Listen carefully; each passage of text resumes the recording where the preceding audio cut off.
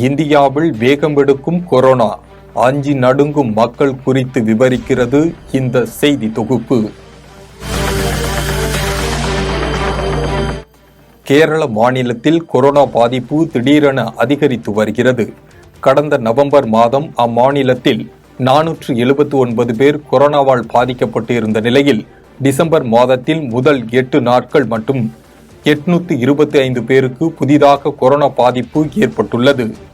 கடந்த நவம்பர் மாதம் கொரோனா மூலம் ஒருவர் உயிரிழந்த நிலையில் டிசம்பரில் இதுவரை 2 பேர் உயிரிழந்துள்ளனர்.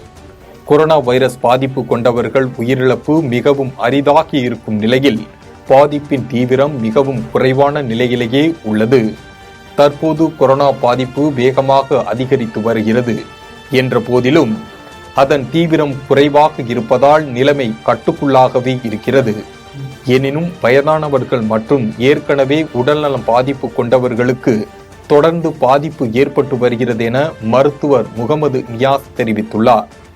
இந்தியாவில் மீண்டும் வேகமெடுக்கும் கொரோனாவால் பொதுமக்கள் பெரும் அச்சத்தில் உள்ளனர்.